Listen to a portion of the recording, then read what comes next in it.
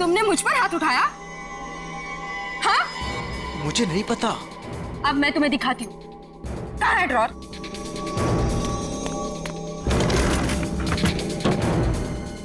मुझ पे हाथ उठाया ना? अरे मार दूंगी मैं तुम्हें। कर क्या रही हो तुम? मार दूंगी। सत्यानाश, ये लड़की कर क्या रही है? अरे ये असली बंदूक है। अरे रोको इसे, कोई पागल हो क्या? अरे लग जाएगी, रुको रुको। नहीं, अरे इसे रोको। मुझ पे हाथ उठाते हो? अरे रोको इसे। और अब हाथ उठाते हो तुम? मार दूंगी मैं तुम्हें। रोको इसे, कोई मार दूंगी। रोक।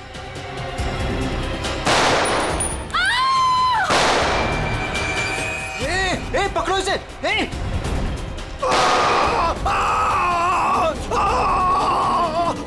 रोको इसे, कोई। अरे कोई पकड़ो इसे। अरे पागल हो तुम? मैम,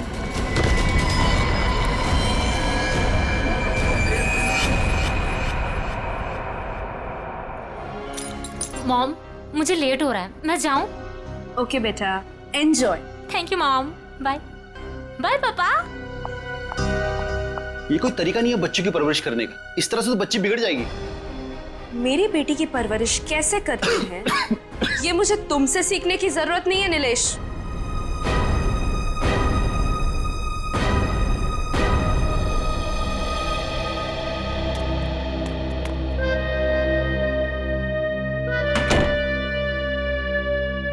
साहब तो अपने कमरे में चले गए, पर मैं चुप बैठने वालों में से नहीं हूँ। मेम साहब, आज तक मैंने जो कुछ भी काम किया है पूरी ईमानदारी से किया है। अच्छा है, आगे भी ईमानदारी से करती रहो। इसी में तुम्हारी भलाई है। मैं आखिरी बार पूछ रही हूँ, आपका जवाब हाँ है या नहीं? तुमने जब मुझसे पहले भी पूछा था, मैंने तुम्हें ना कहा था। अब बार बार पूछ के तुम मेरा वक्त क्यों बर्बाद कर रही हो? अगर आपका फैसला ना है तो इसके आगे मैं जो कुछ भी करूंगी उसके जिम्मेदार सिर्फ आप रहोगे। मीतू, बचपन से लेके आज तक मैंने जो भी किया है उन सब की जिम्मेदारी मैंने खुद ली है। मेम साहब, वो लोग आ गए? जी नीचे गाड़ी में आपका इंतजार कर रहे हैं। अच्छा अंदर आओ। ये क्या हो गया मेम साहब? कविता फिल्म देखने गई है और नीलेश अपने कमरे में आराम कर रहे हैं। मेरे वापस आने से पहले इस लाश को ठिकाने लगा देना, समझ गए ना? जी मेम साहब।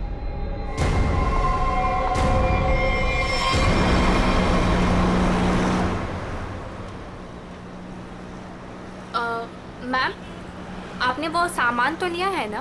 पिया, मैंने कितनी बार कहा है कि मुझसे ऐसे बेकार के सवाल मत किया करो। अगर सामान नहीं लाई होती तो हम क्लाइंट से मिलने नहीं जा रहे होते। Sorry ma'am.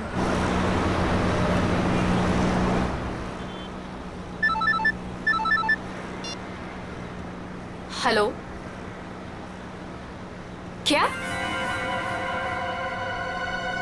पर क्यों? ओके ओके, ठीक है ठीक है। क्या हुआ? मैम, वो क्लाइंट के पीए का फ़ोन था। कह रहा था कि प्लान में थोड़ा बदलाव है। कैसा बदलाव? अब हम पार्टी में नहीं जा रहे हैं। 5 बजे सिग्नल के पास हमें एक आदमी मिलेगा और अब वही बताएगा कि वहाँ से हमें जाना कहाँ है। और साथ में उसने ये भी बोला है कि गाड़ी के अंदर की लाइट्स को ऑन रखना ताकि वो हमें आसानी से पहचान सके। बहुत अजीब बात है यार, आखिरी मिनट पे ऐसा बदलाव क्यों? कहीं ये बदलाव क्लाइंट की कोई साजिश तो नहीं? मैम, 5 बजे सिग्नल तो आ गया है।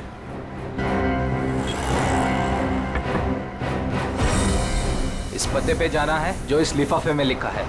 पर एनवेलप खोलो, देखो क्या लिखा है। मैम, इसमें तो टाइगर क्लब में होने वाली प्ले जिसका नाम बेबी का बदला है, उसी के 3 पासेस दिए हैं उसने। Tiger club? पर हम प्ले के दौरान डीलिंग कैसे करेंगे? ये तो वहीं जाके पता चलेगा।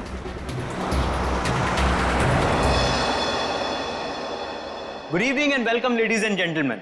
आप सभी के सब्र का और इम्तिहान ना लेते हुए मैं अनाउंस करना चाहूंगा हमारे प्ले की शुरुआत। तो एक बार जोरदार तालियां हो जाएं हमारे इस प्ले के लिए जिसका नाम है बीवी का बदला।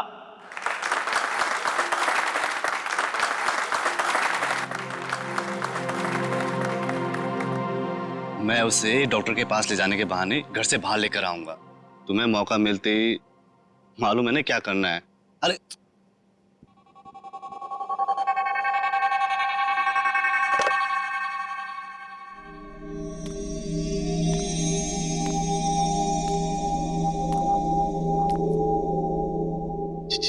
कुछ बोल क्यों नहीं रही? डायलॉग क्यों नहीं बोल रही?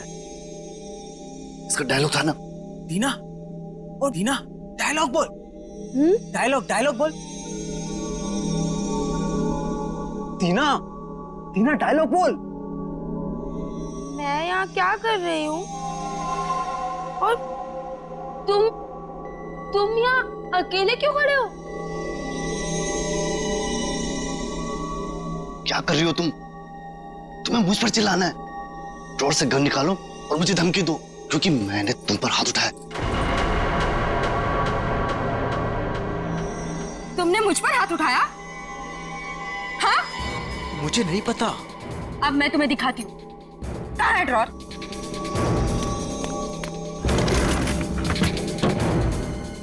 मुझ पे हाथ उठाया ना? अरे मार दूंगी मैं तुम्हें। कर क्या रही हो तुम? मार दूंगी। सत्यानाश, ये लड़की कर क्या रही है?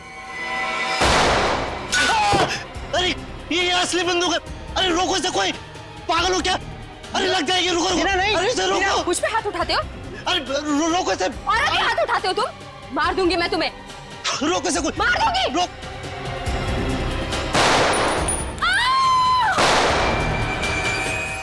ए, पकड़ो इसे। ए!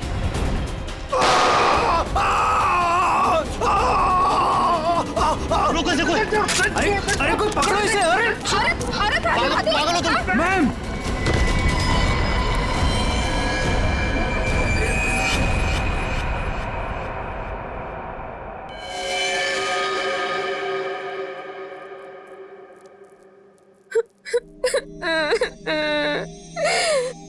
गोली चल गई, लेकिन मैंने किसी को नहीं मारा।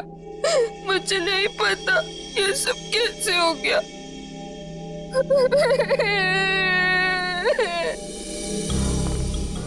सर सही वक्त में हमने उससे बंदूक छीन ली। न जाने वो कितनी गोलियां चला दी सर। सर भगवान का शुक्र है कि मैं बच गया, नहीं तो गोली सीधे मेरे पैर पे लग जाती।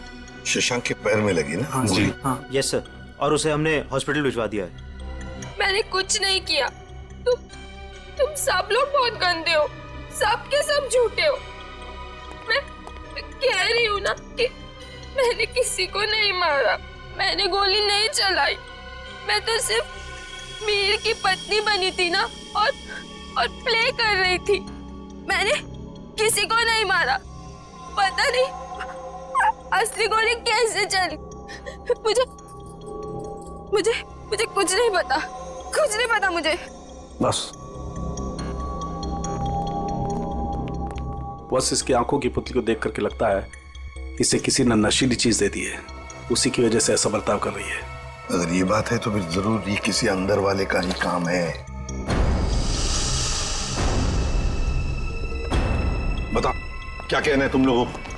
सर, हाँ? सर हमने कुछ नहीं किया सर, सच में हमने कुछ नहीं किया। सर मालूम नहीं सर, गन नकली से असली कैसे हो गई? अपने आप तो नहीं हो जाएगी ना नकली से असली, किसी ने तो किया होगा। सर हमें नहीं पता। एक मिनट, कब से ऐसे बर्ताव कर रही है ये? सर जब से स्टेज पे आई है सर, तब से। हाँ सर, वो मेकअप रूम में बिल्कुल ठीक थी सर। क्या मेकअप रूम में बिल्कुल ठीक थी? पूर्वी, इसके मेकअप रूम में जाओ और अच्छी तरह से चेक करो। शाम के तू भी जाया, देख कुछ मिलता है क्या। ठीक। नशीली चीज होगी तो इन्हीं में से किसी में होगी। ये जूस, सैंडविच, खाने का डब्बा, टिश्यू पेपर। दीना इस कमरे में अकेली थी या कोई और भी था उसके साथ? जी वो अकेली थी।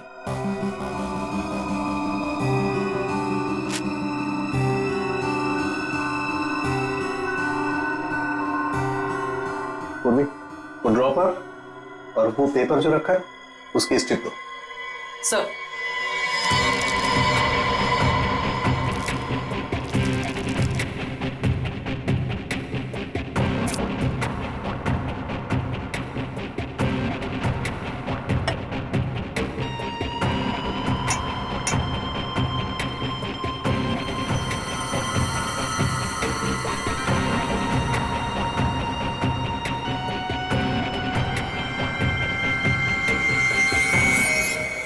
No sir, Anamika madam Tina को नहीं जानती थी। और ये बाकी के लोग उनको जानती थी? हाँ सर, इन सबको वो बहुत अच्छे से जानती थी। आखिर इस क्लब की वो वाइस प्रेसिडेंट जो थी। बॉस, सोर्स का पता चल गया है। नशा मौसमी के जूस में दिया गया था। क्यों? किसने दिया था ये जूस दीना को? सर, दीना हमेशा अपना जूस और टिफिन घर से लेकर आती थी, इसलिए वो बाहर का कुछ भी नहीं खाती थी। मतलब किसी ने चुपके से इसके जूस में नशा मिला दिया और वो गन भी बदल दी। सर ये जरूर किसी बाहर के आदमी का हाथ है, क्योंकि सर अंदर का आदमी ऐसा नहीं कर सकता। बाहर का आदमी इतनी आसानी से मेकअप रूम तक नहीं पहुंच सकता। सिक्योरिटी वाले खड़े हैं, सीसीटीवी कैमरा लगा हुआ है। अभिजीत, ये काम किसी अंदर वाले का ही है। ये नहीं हो सकता सर, ये नहीं हो सकता। अनामिका, तू मुझे छोड़ के नहीं जा सकती। अनामिका, तू मुझे छोड़ के नहीं जा सकती। अब प्लीज संभालिए अपने आप को। शांत हो जाइए, शांत हो जाइए इंग्लिश जी। किसने मारा होगा उससे सर? तहकीकात जारी है, बहुत जल्द खूनी पकड़ा जाएगा। देखिए, वक्त नहीं है आपसे कुछ सवाल करने का, लेकिन क्या करें, मजबूर हैं। आपकी मदद चाहिए हमें। क्या बता सकते हैं कौन कौन कर सकता है? मेरा मतलब है, क्या आपको किसी पर शक है? मुझे तो ये भी नहीं मालूम सर कि वो कोई प्ले देखने जा रही है सर। उसने तो कहा था कि पिया और शशांक के साथ किसी पार्टी में जा रही है सर। देखिए, शशांक पर हमला हुआ, वो हॉस्पिटल में है और पिया सदमे में। सदमे? नीलेश जी, एक बात बताइए, जब अनामिका घर से निकली थी तभी क्या आपको कुछ परेशान सी लगी, कुछ टेंशन में थी? उनके बर्ताव में कुछ अजीब सा लगा आपको? हाँ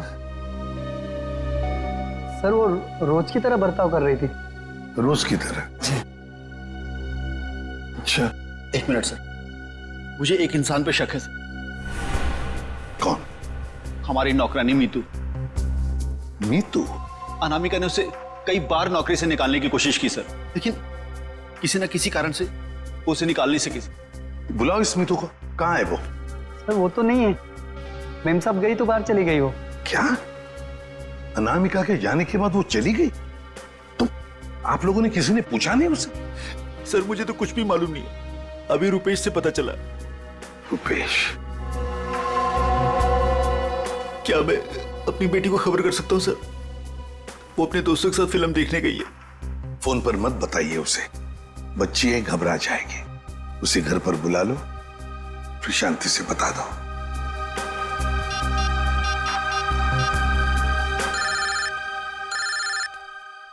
पापा? हेलो पापा। हाय, अभी तक आप सोए नहीं? हेलो कविता, कहाँ हो तुम? मैं सिनेमा हॉल के पार्किंग में। अच्छा मेरी बात सुनो, मेरी बहुत तबीयत खराब हो रही है, तुम प्लीज जल्दी से घर आ जाओ। क्या तबीयत खराब है? क्या हुआ? और मम्मा कहाँ है? मम्मा अभी तक घर नहीं आई है बेटा, तुम जल्दी से घर आ जाओ, मुझे दवाई भी लेनी है। हाँ पापा, बस 15 मिनट में पहुंची। ठीक है बेटा, लेकिन मेरी बात सुनो कविता, गाड़ी आराम से चलाना बेटा। जी पापा, आप चिंता मत कीजिए। कविता, कविता, क्या हुआ? कविता, तुम ठीक तो हो कविता?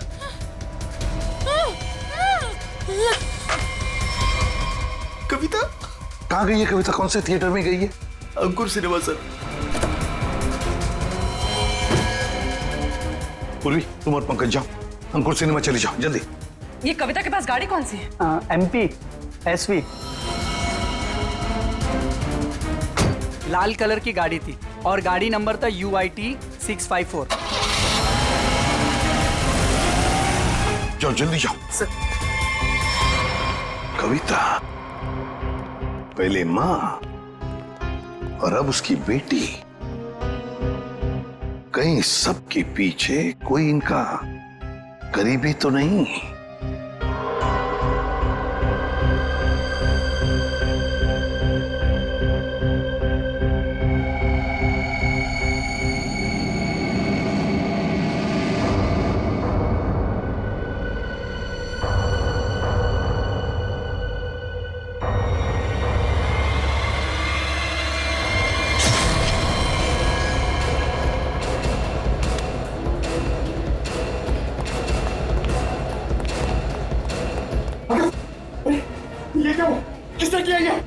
देखिए, मैं शशांक को यहाँ चेक करने आया तो नर्स मर चुकी थी और पेशेंट गायब था। कहाँ ढूंढा नहीं उसको? सर ढूंढा, हर जगह चेक किया मैंने। एसपी सर को क्या बोलूंगा? देखो नीलेश, ये जो भी है, अगर वो तुम्हारी बेटी कविता को कुछ नुकसान पहुंचाना चाहता था तो वहीं पे पार्किंग लॉट में कुछ कर देता ना, उसे दूर नहीं ले जाता। इसीलिए कहता हूँ फिक्र मत करो। हाँ? Sir Shashank sir. क्या हुआ शशांक को? और तुम तो पूर्वी के साथ पार्किंग लॉट में गए थे। नहीं सर, हाँ सर, मगर वो हॉस्पिटल से फोन आता सर कि शशांक को कोई ले गया सर। शशांक को कोई ले गया? कैसे? सर वो नर्स पे हमला करके और सर वो फायर एग्जिट से निकल के सर। पहले कविता गायब हुई, फिर शशांक, और ये कहिए पिया तो हॉस्पिटल पहुंचे नहीं सर, उसको तो रास्ते से किसी ने उठा लिया। एक एक करके अनामिका के नजदीक के लोग गायब होते जा रहे हैं। बड़ा चक्कर है, कुछ बहुत ही बड़ा चक्कर। पर क्या? इसलिए किसी एक आदमी का काम नहीं लगता, उसके साथ पूरी की पूरी गैंग है। शायद किडनैपर का फोन होगा। नीलेश, फोन उठाओ और स्पीकर फोन ऑन करो। Hello hello. बीवी की मौत का गम मना रहे हो नीलेश, या फिर बेटी की मौत की चिंता सता रही है? कौन हो तुम? क्या चाहिए? मेरा कुछ सामान तुम्हारे पास पड़ा है। सामान? कैसा सामान? मेरा सामान लौटा दो और बदले में अपनी बेटी की जिंदगी ले लो। कैसा सामान? ये भी मुझे समझाना पड़ेगा? अरे हाँ, सामान से याद आया, तुम्हारी बेटी का कुछ सामान भेजा है, दरवाजे के बाहर है। और हाँ, फोन टैप करके अपना वक्त बर्बाद मत करना, क्योंकि पीसीओ वाले को मालूम ही नहीं कि उसका फोन इस्तेमाल हो रहा है। Hello hello hello. सर, हाँ, ये बॉक्स रखा था बाहर से। खोलो इसे।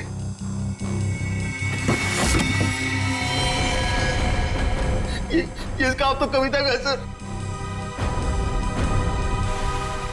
हे भगवान, क्या होगा मेरी बेटी के साथ? थोड़ा मैग्नीफाइंग ग्लास देना तो।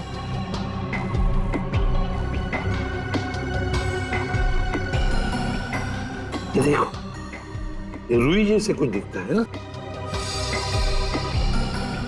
रुई मतलब किसी रुई की फैक्ट्री में रखा गया उसे? फ्रेडी, ये तो हम इस वक्त कुछ नहीं कह सकते। वैसे नीलेश, एक बात बताओ, ये औरत जिसने अभी फोन किया था, कहीं वो मीतू तो नहीं? मीतू की आवाज नहीं थी सर, और किसकी आवाज थी मुझे नहीं मालूम सर। अच्छा, ये किस सामान के बारे में बात कर रही थी? मुझे नहीं मालूम सर किस सामान की बात कर रही थी। आखिर कोई सामान मेरी बेटी की जान से कीमती थोड़ी ना। नहीं, कुछ तो होगा ना। एक बात बताओ, ये अनामिका जब घर से गई बाहर, तब उसके हाथ में कुछ सामान था? मुझे नहीं मालूम सर, मैं तो अपने कमरे में सोने चला गया था। मेम साहब तो खाली हाथ निकली थी, उनके पास उनका हैंडबैग के अलावा कुछ नहीं था साहब। हैंडबैग था? कैसा हैंडबैग? नीले रंग का हैंडबैग था सर। नीले रंग का हैंडबैग? मगर ऐसा हैंडबैग तो हमें उस ऑडिटोरियम में मिला तो नहीं। और सर, अनामिका की गाड़ी में भी ऐसा कोई हैंडबैग नहीं मिला। सचिन, जरूर वो हैंडबैग गायब किया गया है। जरूर उस हैंडबैग में कोई राज छुपा है। सर, इस केस में कुल मिलाकर 4 गोलियां हैं जिसके नतीजे पे हमें पहुंचना है।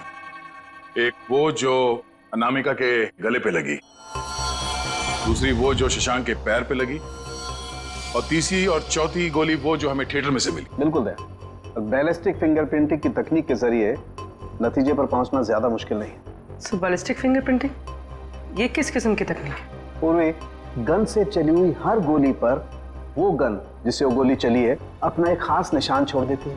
हाँ सर। तो हम इस विज्ञान के जरिए उस गोली पर जो निशान है उसे उस गन से मैच करके देखते हैं जिस गन से वो गोली चली है। ये गोली उस खास गन से चली है या नहीं चली। तो अब हम ये पता लगाएंगे कि इन सारी गोलियों में से कितनी गोलियां दीना के गन से चली है। यस सर, 3 गोलियों को दीना के गन से मैच करके देखो। एक वो जो शशांक की टांग पर लगी और 2 वो गोलियां जो थिएटर हॉल में मिली। मतलब अनामिका वाली गोली को मैच करके नहीं देखेंगे दीना के गन से? नहीं। वो क्यों सर? वो इसलिए क्योंकि अनामिका की मौत ये 7.62 mm गोली से हुई है। ये गोली स्नाइपर राइफल से चली और ये 3 गोलियां साधारण गन से चली। 8 mm की गोली है।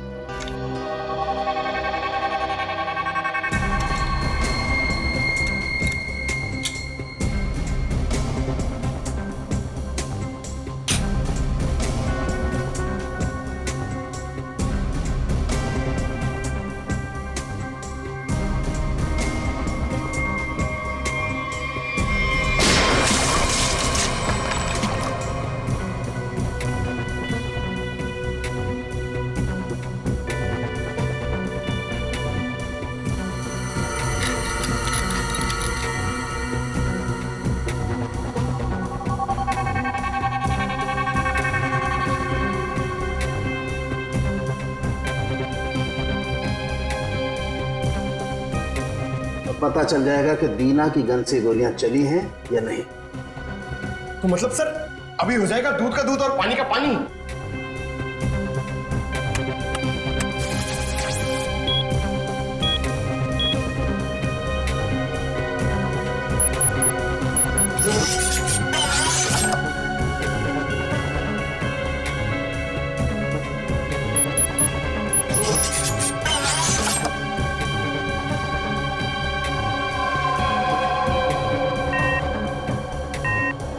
नहीं बॉस, शशांक की टांग में जो गोली लगी है वो दीना की गन से नहीं चली। थिएटर हॉल में आपको जो 2 गोलियां मिली है वो दीना की गन से चली। मतलब दया, ऑडिटोरियम में 3 गन्स थी, जिसमें से एक स्नाइपर राइफल जिसकी गोली से अनामिका की मौत हो गई। फिर दीना की गन में से 2 गोलियां चली और तीसरी गन से जिसमें से वो चौथी गोली चली वो सीधी शशांक के पैर में घुसी। बॉस, शशांक को जो गोली लगी है वो काफी नजदीक से चलाई गई। सर ये कैसे पता चला? पूर्वी जिस तरह से ये पता चला कि अनामिका को जो गोली लगी है वो काफी दूर से और ऊंचाई से लगी। और सर ये अनामिका की बात आपको कैसे पता चली? मैं बताता हूँ कैसे पता चली। ये घाव देखो, 45 से 60 डिग्री नीचे की तरफ। इसका मतलब खूनी कहीं ऊपर की तरफ खड़ा होगा।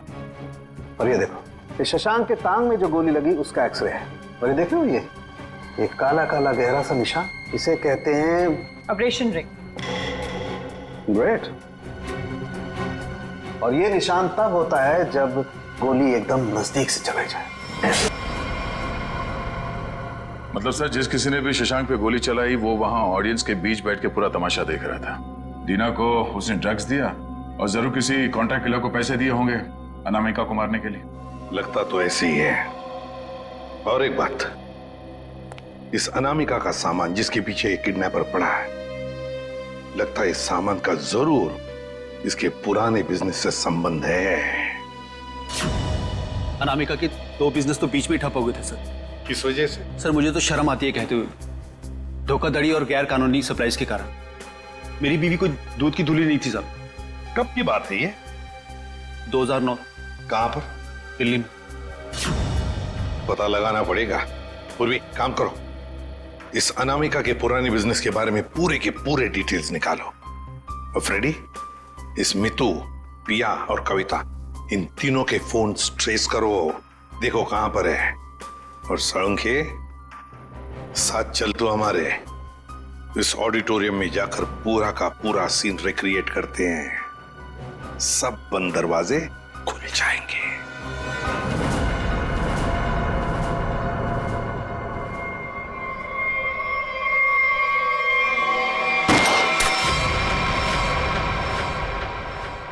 नहीं बॉस, इस एंगल से तो शशांक के पैर पर गोली नहीं लग सकती।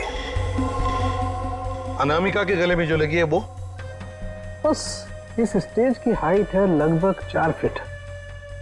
और अगर दीना ने यहां से गोली चलाई तो ये 4 फीट, 4 और 4 8 फीट। लेकिन अनामिका के गले पर जो गोली लगी है उसका एंगल हमें बताता है कि गोली लगी होगी कम से कम 15 से 20 फीट की ऊंचाई पर। तो शायद वहां से।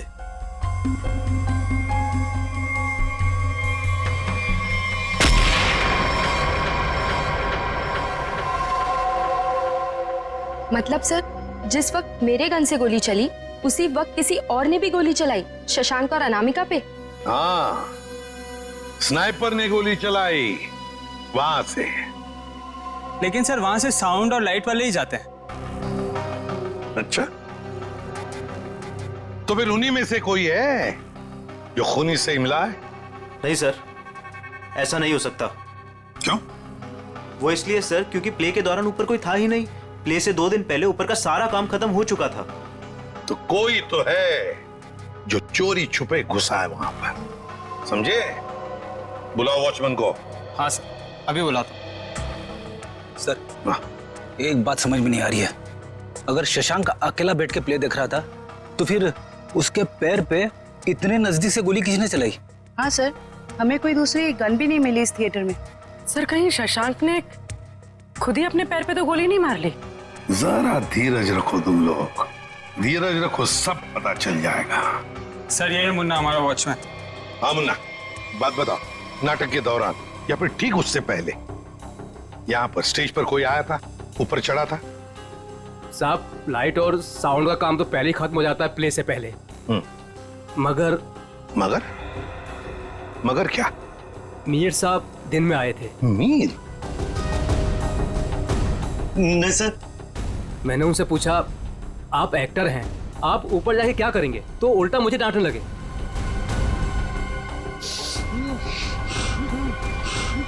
मीर? इसे क्या हो गया? मीर, मीर, साउंड के देख। बॉस, इसे तो किसी से नजर दिया है। My God.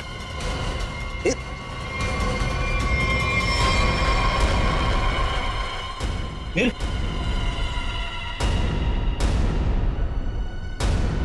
अभिजीत, इसका मतलब है मीर इस सारे चक्कर में मिला हुआ था, और जरूर उसके पीछे कोई तो और है, कोई तो है, पर कौन? दे। हाँ दे। शम्स ताहिर खान, अनामिका की मौत के बारे में बताना चाहते हैं कुछ? ओके। हेलो सीआईडी टीम, इस इन्वेस्टिगेशन में आपकी मदद करके मुझे बेहद खुशी हो रही। आई होप कि जल्द ही सारे क्रिमिनल जेल में होंगे। हेलो। कविता किडनैपिंग केस में कोई अपडेट? कोशिश जारी है। क्या इसके तार भी कहीं अनामिका के रहस्यमय तरीके से तो नहीं जुड़े? इसलिए आपसे कुछ जानकारी चाहिए थी अनामिका कुमार के बारे में। मिसेस अनामिका कुमार, बैकग्राउंड का ज्यादा तो पता नहीं, पर माँ बाप की 1999 में मौत हो गई। 2003 में वो अपनी 3 फर्जी कंपनियों की वजह से सुर्खियों में आई, लेकिन उसके खिलाफ कुछ भी साबित नहीं हुआ। हमारे इन्वेस्टिगेशन में ये सामने आया कि वो नए नए बिजनेस खोलती रहती है और उसके खिलाफ इन्वेस्टिगेशन होने से पहले उन्हें बंद भी कर देती। सर लगता है इसने अपना सारा दिमाग 420 के बिजनेस में लगा रखा था। पर हैरानी की बात यह है कि ये पहले कभी पकड़ी कैसे नहीं गई? अच्छा, आपको कोई खास बात पता चली है अपने इन्वेस्टिगेशन के दौरान? हाँ, लेकिन 2 चीजें सामने आई। वो ऑफिस खरीदती है, उनको रेनोवेट करवाती है, और 2006 और 2009 में उसके ऑफिस के सर्च के बाद ये सामने आया कि वहां पर सीक्रेट कंपार्टमेंट है, लेकिन उनकी जांच के बाद कोई सुराग नहीं मिला। जरूर कोई ऐसा काम जो दुनिया की नजर से दूर पर्दे के पीछे चल रहा हो। फिर तो सर अनामिका के अभी वाले ऑफिस में इस तरह के कई खुफिया कमरे मिलेंगे। हो सकता है। मुझे उम्मीद है कि इससे मासूम कविता की जान बच जाएगी। वैसे मेरे पास बाकी जितनी भी फाइलें हैं मैं बहुत जल्द आपके पास भिजवाता हूँ। Please, thank you so much. You are welcome. आज तक की टीम को इस केस में आपकी मदद करके खुशी हुई। उम्मीद करते हैं कि आपके इस जानकारी से हम जल्द से जल्द कविता तक पहुंच जाए। All the best. Thank you so much.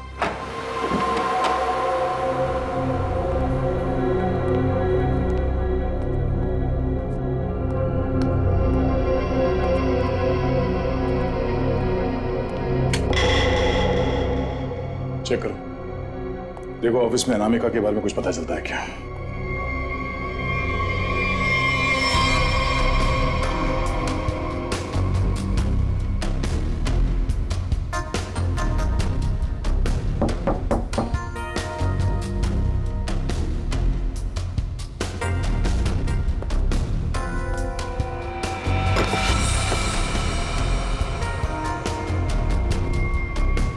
ये क्या है? जरा हटाओ इसे।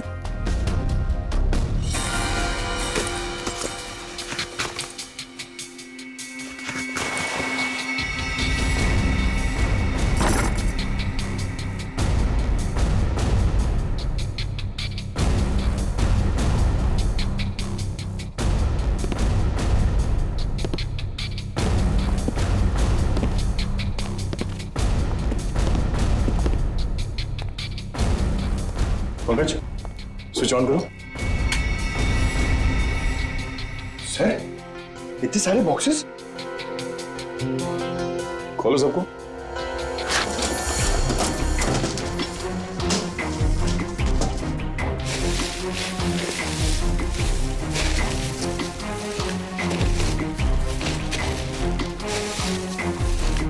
सर इसमें तो खिलौने। सर। हाँ सर, सारे डब्बों में खिलौने हैं।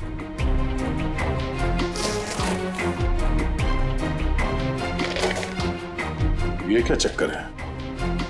ये दोनों खिलौने एक जैसे हैं, पर ये हल्का है और ये भारी है।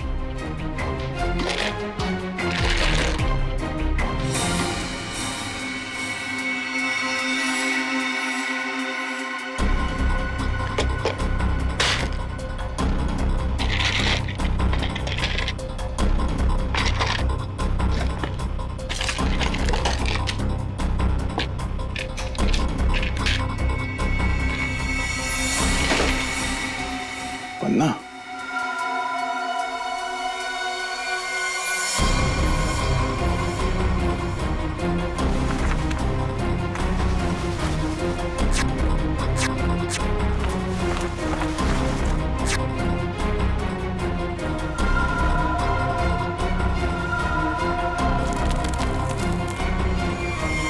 तो ये देखिए, बाकी खिलौने में भी ऐसी कीमती पत्थर है। ओह, तो इन खिलौनों का असली खेल ये कीमती पत्थर है। अब समझ में आया। कविता का किडनैपर किस सामान की बात कर रहा था।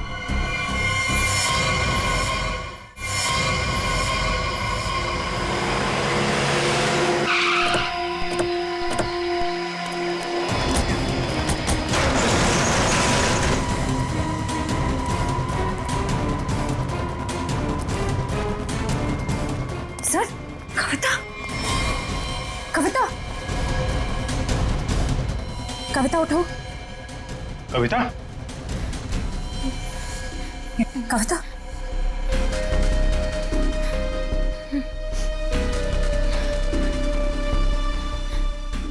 दीदी, ये लोग मुझसे कुछ सामान मांग रहे थे। मुझे बचा लीजिए मैम, मैं मरना नहीं चाहती मैम, मुझे बचा लीजिए। कुछ नहीं होगा, कुछ नहीं होगा। कविता, कविता, कौन है माँ? इसका ख्याल रखो। कौन है? कौन है तुम लोग? क्या साहब, इनको नहीं जानते? चमन चंद्रू, एंटीक चोरों की दुनिया के सबसे बड़े खिलाड़ी। चमन चंद्रू? सर इसका नाम तो अनामिका के बिजनेस पार्टनर्स की लिस्ट में भी था, जो शम्स ताहिर ने हमें दी थी। तो उस रात अनामिका तुमसे बिजनेस डील करने निकली थी घर से। मेरा टाइम, मेरा वक्त बर्बाद मत करो। पैकेट निकालो, उस लड़की को लेकर के जाओ। पैकेट तो नहीं है हमारे पास। तुम लोग ऐसे नहीं मानोगे। पैकेट दो मेरा। इधर उधर क्या देख रहे हो? मेरा पैकेट दो।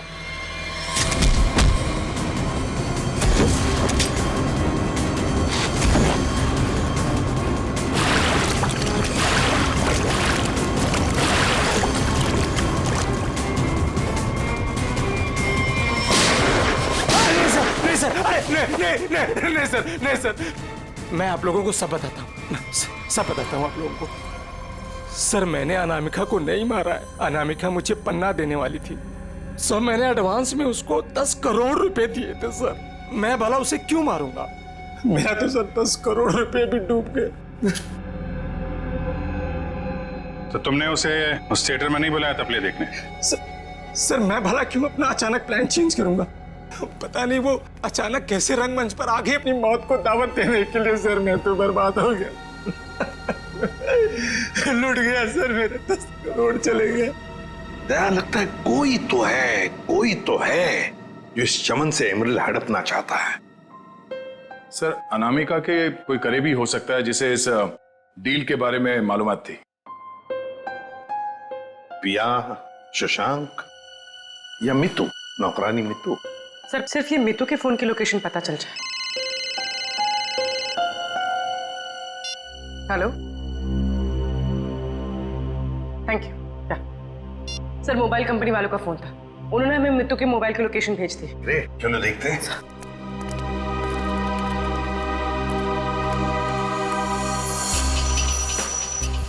हाँ, तो आखिरी बार मितू का फोन अनामिका के घर से बदौड़िया बस्ती की तरफ गया सर, और तब से वहीं पर है। 78 बदौड़िया बस्ती। पूर्वी चेक करो, देखो किसका एड्रेस यही है। सर ये तो अनामिका के ड्राइवर रुपेश का एड्रेस है। इस ड्राइवर की गाड़ी को ब्रेक लगाने का वक्त आ गया है सर।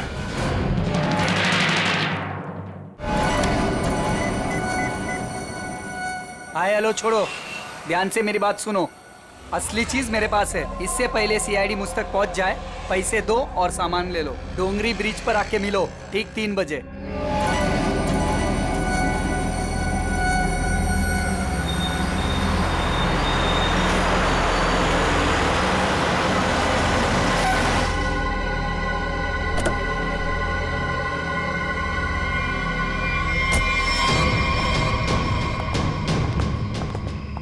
मुझे तो लगा तुम लोग नहीं आने वाले। अनामिका के सामने तो तेरी चूं तक नहीं निकलती थी, अब देखो चींटी के इतने पर निकल आए हैं कि असली पन्ने वहां से गायब करके नकली पन्ने वहां रख दिए। काम की बात करो, असली चीज चाहिए या नहीं? पहले हम कैसे मान लें कि तुम्हारे पास जो पन्ना है वो असली है?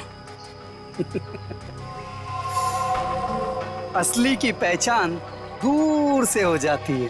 बिल्कुल सही कहा तुमने, असली की पहचान दूर से ही हो जाती है। जैसे असली पन्ना वैसे असली मुजरिम। और अब तुम्हें तोहफे में मिलेगी तुम्हारी मौत। लेकिन तुम कौन हो? शशांक की टीम की वो खिलाड़ी जिसे अनामिका भी नहीं जानती थी।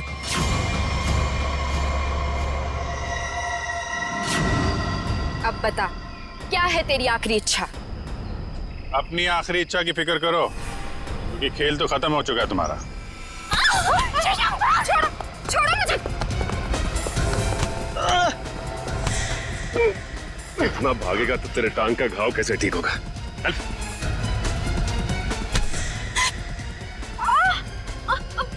छोड़ो मुझे।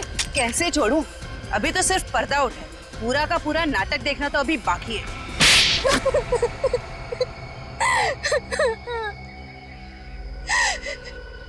इतना बड़ा धोखा, इसका मतलब ये है कि रुपेश को आप लोगों ने भेजा हम लोग को फंसाने के लिए। तुम लोग रंगमंच में नाटक करती हो, और मुजरिमों को पकड़ने के लिए कभी कभी हम लोग असली जिंदगी में नाटक करते हैं।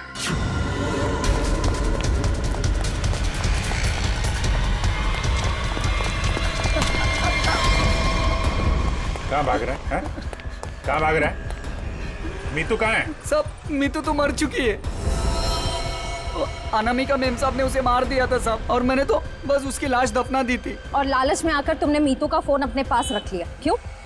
जी मेम साहब, इसके अलावा मैंने कुछ नहीं किया था। मुझे छोड़ दो। पहले ये बता, जो लोग इस जुर्म में शामिल है सबको जानता है? जी। उनको फोन कर, उनको बोल असली पन्ना तेरे पास है, और अनामिका के बैग में जो पन्ना है वो नकली है, समझा? इसका मतलब रुपेश के पास भी असली पन्ना नहीं था। हम लोग तो बेवजह बेवकूफ बनकर। लालच चीज ही ऐसी होती है, अच्छे खासे अकलमंदों के दिमाग पे पर्दा पड़ जाता है, फिर तुम लोग तो मुजरिम ठहरे। नहीं, मुजरिम मैं नहीं, ये दीना है। मेरी गर्लफ्रेंड को क्यों दोष देती हो? सारा का सारा प्लान इसी का था। तुम भी तो अपनी मर्जी से ही इस प्लान का हिस्सा बनी थी ना? हाँ सर, पूरा प्लान मेरा था, क्योंकि मैं अनामिका को नहीं देख सकती थी शशांक की मेहनत का मुनाफा लेते हुए। सारी मेहनत ये दोनों करते थे और सारा फायदा उस अनामिका को होता था। इसलिए अनामिका को मारने का प्लान तुमने बनाया। हाँ सर, और मैंने खुद ही अपने जूस में एक नशीला केमिकल मिलाया और गोली चलाने का ढोंग किया, ताकि आप लोगों को मुझ पे शक ना हो सके। प्लान बहुत अच्छा था, लेकिन फेल हो गया। नहीं होता फेल। अगर कविता किडनैप नहीं होती तो। ये बताओ कि मीर को क्यों मारा? मीर भी हमारे ही प्लान में शामिल था, लेकिन फिर उसकी नीयत खराब हो गई और हिस्सा मांगने लगा। मुझे धमकी देने लगा कि वो सीआईडी को आके सब कुछ बता देगा। इसलिए सर उसे भी ऊपर पहुंचाना पड़ा। लोगों को ऊपर पहुंचाने की बात तो ऐसे कर रही हो जैसे बच्चों का खेल हो। इंसानी जिंदगी की कीमत का एहसास अभी नहीं है तुम्हें, लेकिन जैसे जैसे फांसी का दिन नजदीक आएगा ना, पता चलेगा जीवन कितना कीमती होता है।